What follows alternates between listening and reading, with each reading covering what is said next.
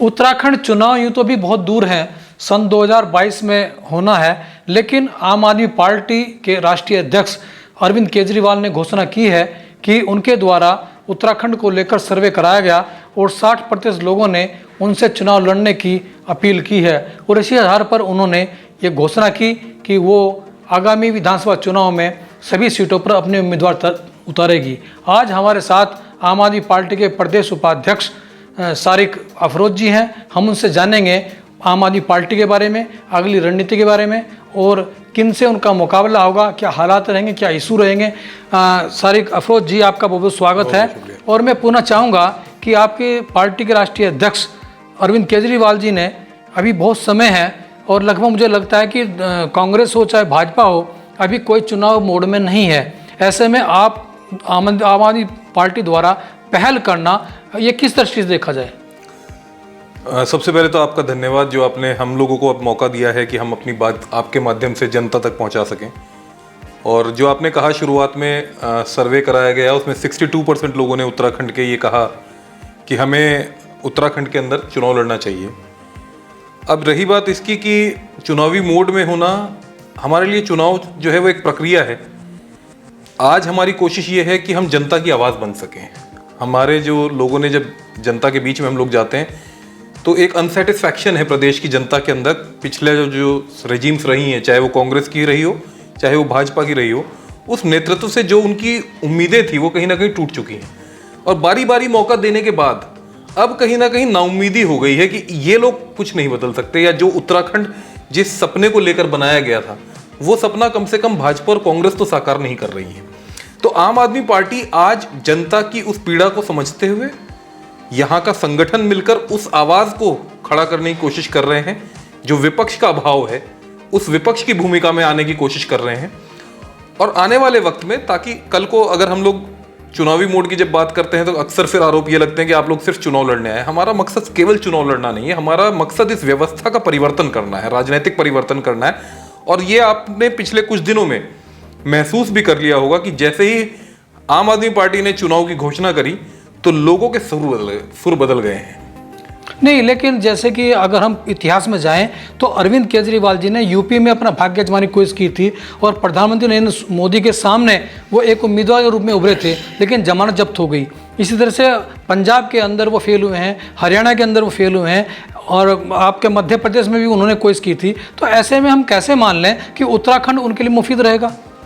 नहीं, देखिए, इसमें राजनीति के अंदर हार और जीत एक पहलू है चुनाव का। चुनाव, राजनीति को सिर्फ चुनाव में ना समेटें। चुनाव लड़ना एक प्रक्रिया है, राजनीति का एक हिस्सा है और उसमें किसी भी राजनीतिक दल का एक तरीके से राजधर्म है कि वो चुनाव में भाग लेता है, अपनी बात को जनता तक पहुंचाता है। महत्वपूर्ण ये है कि हम जनता की आवाज बन रहे हैं या नहीं बन रहे हैं। आज मैं बाहर की बात नहीं करूंगा, मैं उत्तराखंड की बात करना चाहता हूँ। उत्तराखंड के अंदर क्या ये सभी लोग नहीं मानते? मीडिया से मेरी बात होती है, अधिकारियों से मेरी बात होती है, जनता से मेरी बात होती है, हर आदमी इस बात पे सहमत है कि उत्तराखंड को एक तीसरे विकल्प की जरूरत है। उसका कारण ये है कि भाजपा और कांग्रेस ने उत्तराखंड को अपनी बपौती समझ रखा है। उनको लगता है कि उनके अलावा यहाँ की जनता के पास कोई ऑप्शन नहीं है। आज जनता की जो पीड़ा है, जो दर्द है, जो पहाड़ों के अंदर आज भी 20 साल हो गए उत्तराखंड को बने हुए, इस उत्तराखंड को बनाने के लिए शहीद हुए लोग, माताओं बहनों ने अपनी इज्जतें दांव पे लगाई और उसके बाद क्या मिला कि आज भी कंधे पर लेकर दुर्गम क्षेत्रों में चलना पड़ता है मरीजों को लेकर। क्यों वहां पे अस्पताल नहीं पहुंच पाए? क्यों उत्तराखंड के स्कूल आज भी जर्जर हालत में है? क्यों इंफ्रास्ट्रक्चर डेवलपमेंट नहीं हो पाया है? क्यों हमारे सड़कों पे, आप यहां से लक्सर तक चले जाइए, आपके पास आपको दिख जाएगा उत्तराखंड का जो डेवलपमेंट मॉडल है। तो कहीं ना कहीं महत्वपूर्ण यह है कि हम जनता की उस पीड़ा को उठाने में कामयाब हो जाए। हम कोई बहुत बड़े दावे नहीं कर रहे हैं। लेकिन ये जो आप पहाड़ में तो है ही नहीं, कहीं कहीं आम आदमी पार्टी 3 साल हो गए त्रिवेंद्र सरकार को, लेकिन कहीं आम आदमी पार्टी वजूद में दिखाई नहीं दी। अभी केवल सर्वे करा करके आप लोग चुनावी घोषणा की, आपने कुछ इश्यूज उठाए हैं और अभी जो आप लक्सर की मांग कर रहे हैं, वहीं पर पूर्व मुख्यमंत्री हरीश रावत जी ने इस रोड पर अभी एक मार्च किया था बैलगाड़ी के माध्यम से, वो आवाज़ उठाई थी। ऐसे ही हमें अभी उस दिन डिबेट में देख रहा था, आप बोल रहे थे कि आम आदमी की आवाज़ दबाई जा रही है। जैसा कि उन प्रवक्ताओं ने भी कहा बीजेपी के, कांग्रेस के, कि क्या आम आदमी केवल आम आदमी पार्टी में है या वो तो सभी पार्टियों में है। तो ऐसे में उसको परिभाषित किस तरह से कर पाएंगे आप? बिल्कुल, मैं बताता हूं आपको। पहली चीज तो ये है कि जो ये स्टेटमेंट बार बार ये कांग्रेस और भाजपा की तरफ से स्टेटमेंट आता है कि आम आदमी पार्टी पहाड़ों में तो कहीं नहीं है, फला जगह नहीं है, कभी कुछ अलग अलग तरीके के ये बयानबाजियां आनी। आपने अगर वो डिबेट सुना है तो उसमें खुद कांग्रेस की प्रवक्ता ने कहा कि आम आदमी पार्टी की बहुत बिग बैंग एंट्री उत्तराखंड में हो गई है। आज सवाल हम इस पे बात ही नहीं कर रहे हैं। उत्तराखंड के अंदर हमारा संगठन कितना मजबूत है ये हमें पता है। हम 70% बूथ पे हमारा बूथ संगठन खड़ा हो चुका है।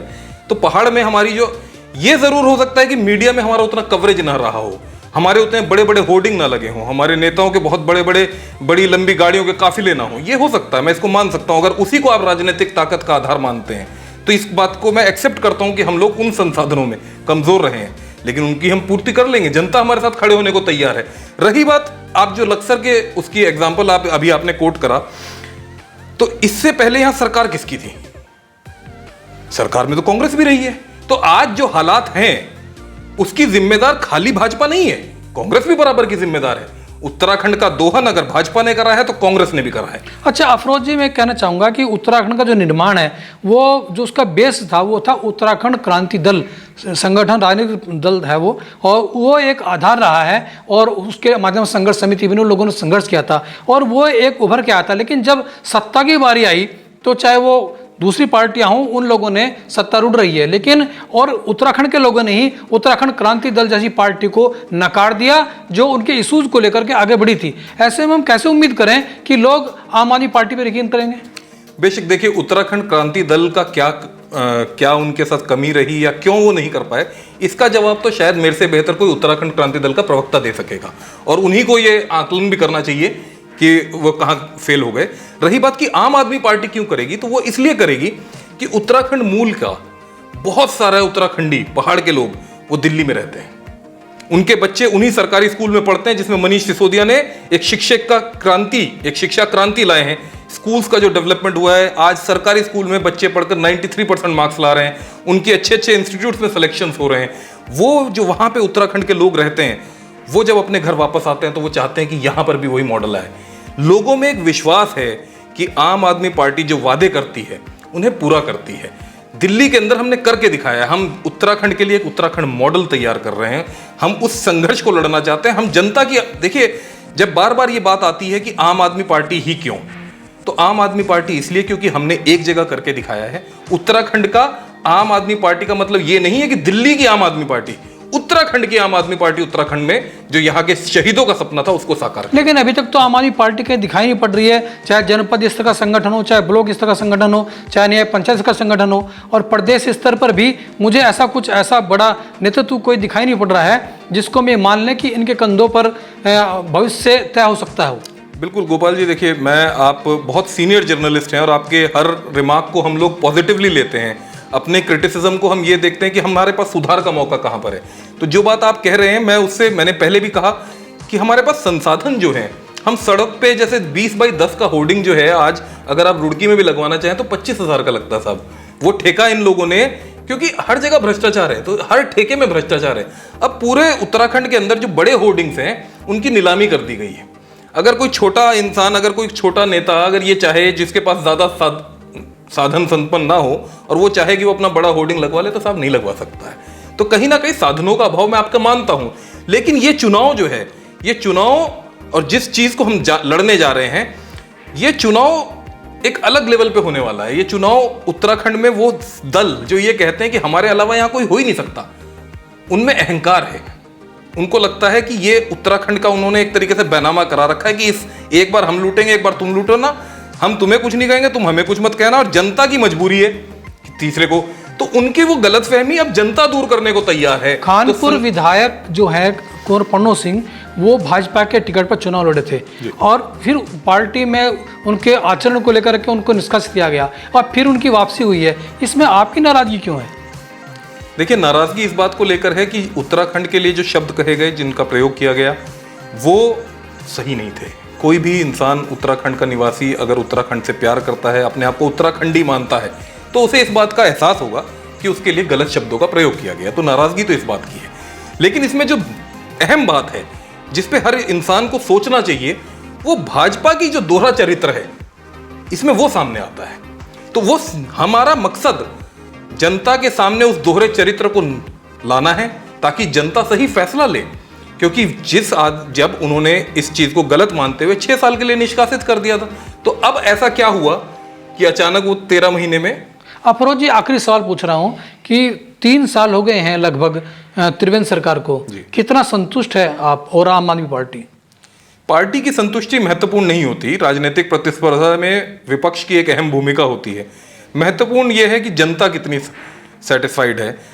एक सिटीजन के तौर पर, उत्तराखंड के एक नागरिक के तौर पर, आप भी यहाँ के नागरिक हैं, मैं इस बात को सब खुद आकलन करें इस बात का। अपने आसपास के आपके आसपास कोई भी सरकारी स्कूल हो, वहां जाकर देखिए कि क्या वहां शिक्षा व्यवस्था कैसी है, ठीक है, गलत है। इसका आकलन आप खुद कर सकते हैं। अपने आसपास की सड़कें देख लीजिए, अपने आसपास के अस्पताल देख लीजिए। कोरोना के अंदर, दिल्ली के अंदर गोपाल जी, मैं आपको बताना चाहता हूं कि लॉकडाउन एक बार हुआ था, उसके बाद दोबारा दिल्ली लॉकडाउन नहीं करी गई, और उसके बावजूद आज वहां कोरोना पूरी तरह से कंट्रोल में है, नंबर्स कम आ रहे हैं।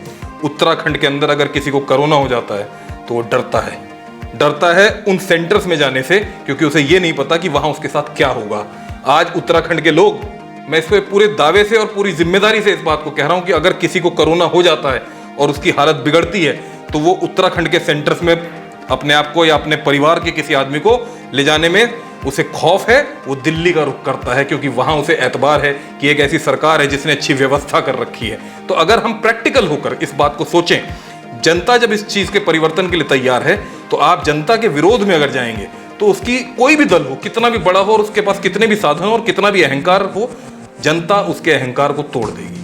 जनता अहंकार को तोड़ देगी, ये आरिफ जो सारिक अफरोज जी हैं इनका मानना है। और निश्चित रूप से जो इशूज़ आपने उठाए हैं, जो आप में बड़ा उत्साह है, और आपने बात कही है कि बूथ स्तर पर हमारी तैयारी है, संगठन स्तर पर हम तैयार हैं, लेकिन चुनाव आने में भी काफ़ी देर है। तब तक क्या गुल खिलता है, कौन पार्टी आगे बढ़ती है, किसका पलड़ा भारी होता है, ये तो बाद में तय होगा। लेकिन इतना जरूर है कि आम आदमी पार्टी इस सन्नाटे में जरूर आवाज़ कर रही है और इसको अनसुना करना भी बेईमानी होगा। सारिक अफरोज जी, आपका बहुत बहुत धन्यवाद। फिर हम किस शख्स से बात करें, तब तक के लिए जय हिंद, जय भारत, नमस्कार।